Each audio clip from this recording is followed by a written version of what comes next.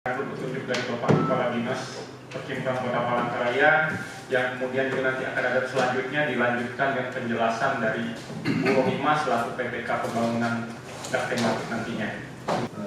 Pada saat ini tahapan kita itu sudah sampai pada RC, mau masuk RC tahap 2, benar ya? Ya. Mau masuk RC tahap 2, di mana RC tahap 1 sudah kita lalui, dan dari sekitar 350 lebih kabupaten kota seluruh Indonesia termasuk daripada dan integrasi yang satu kami perjuangkan pada tahun 2020-2021, yang sebenarnya kalau itu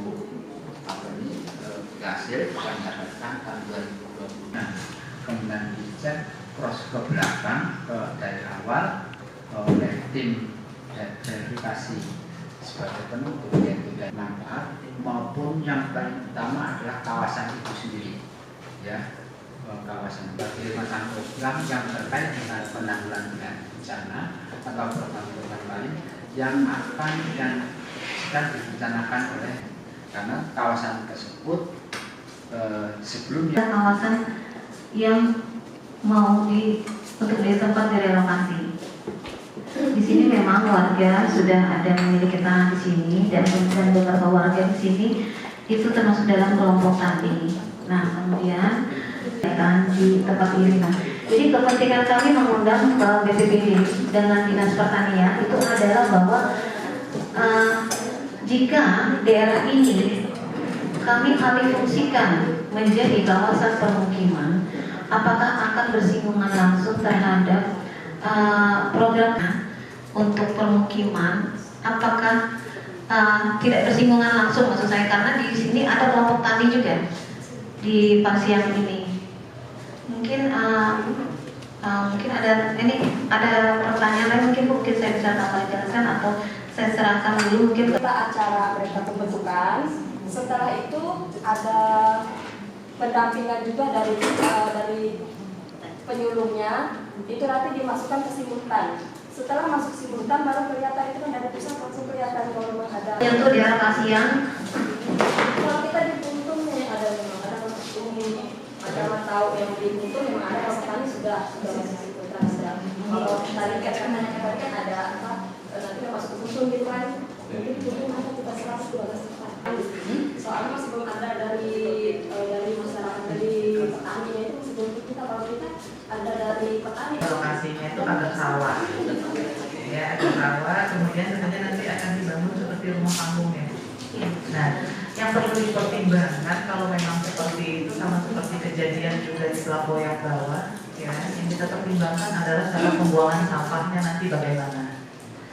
Karena kesulitan kami selama saya di Dinas Kesehatan, kesulitan kami pasti apakah memang itu daerah agrasi apa bukan, apakah sudah akan dilakukan clearing sepanjang bantaran sungai itu. Jadi itu yang akan kita, karena berapa rumah Bu?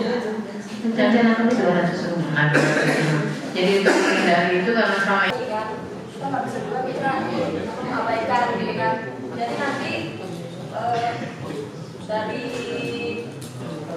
dari penyuluh kita nanti datang ke sana, mungkin kami juga melihat ke lokasi.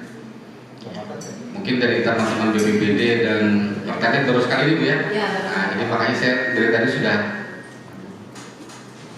nggak nyambung dari awal. Jadi karena Bu Rohimah menjelaskan sudah teknis, tapi dari BPBD dan Pertanian masih belum dapat bayangannya gitu ya, kira-kira ya. Ya.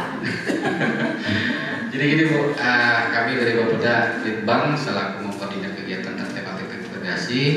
Jadi pertama kami sampaikan dak integrasi ini untuk mengurai kekumuhan ada 7 indikator yang akan kita lakukan. Pertama, misalnya masalah perumahannya, kemudian masalah sanitasi air bersihnya, terus yang ketiga masalah persampahannya, kemudian masalah proteksi kebakarannya dan lain-lain. Nah, ini menjadi satu kawasan yang mana di dalam dak integrasi itu ada 2 tipe. Yang pertama adalah untuk direlokasi, dan yang kedua adalah di permajaan, diperbaiki lagi. Nah, untuk di Puntun ini ada kita sebut dengan relokasi. Cuman kebetulan, nah relokasi ini kita tidak menyediakan tanah yang disediakan oleh Pemda, tapi mereka punya tanah sendiri. Nah, jadi warga Puntung ini punya tanah sendiri di daerah Danau Parsiang. Kira-kira seperti itu ya, Danau Parsiang. Nah, setelah kita cek pertanian, supaya nanti memang arahnya nggak ke tematik integrasi ini, satu kawasan harus perumahan pemukiman. Nah ini kan kami mengusulkan dalam PUPR, nanti akan dirubah satu kawasannya menjadi kawasan pemukiman. Jadi seperti itu runtutan ceritanya Bu. Artinya bukan existingnya sudah ada petani, tidak. Kelompok taninya pun perlu dibentuk. Jadi ibaratnya untuk melegalkan kita membuat jalan-jalan apa namanya Pak, infrastrukturnya kan kita menyewahi ya sebutannya. Kalau kita membuat jalan di area pertanian buat apa? Hanya bikin jalan wisata seperti itulah. Nah jadi kan supaya ibu dari pertanian paham, dari BPBD juga paham, supaya jangan lompat-lompat gitu. Karena diskusinya kalau kita itu lumayan tinggi akhirnya. Makanya kami dari Dinas Perkitan membuat desain rumah panggung. Begitu juga jalan lingkungannya juga panggung. Untuk mengantisipasi proteksi kebakaran, jalan juga dibikin lebar. Boleh ya, tadi ya. Kita tolong jimat. Tadi kan kita minta ditunda nih karena memang ternyata katanya itu harus 47 itu memang tersebar di sini, Pak. Ya, tadi kita sudah ini mengirim dia lah. Jadi tadi sudah kita pastikan untuk yang 200 kakak nanti mungkin akan ada penyerahan supaya menjadi satu kesatuan 1, 2, 3, 4. Kalaupun memang kurang dia akan mengambil ke sebelah sini. Kalau memang kurang pasar sudah siapin orang pasar di hutan dulu. Nah ya ini Pak Ades ada pasar di hutan. Jadi nanti ya itu kan ada 200 kakak ya Mbak Ima. Ya. Tadi kan ngomongnya cuma 67. Berarti ada 133 yang belum ada. Yang 133 dan 67 nanti akan kita gabung di sini. Saya pengennya besok setelah apa kita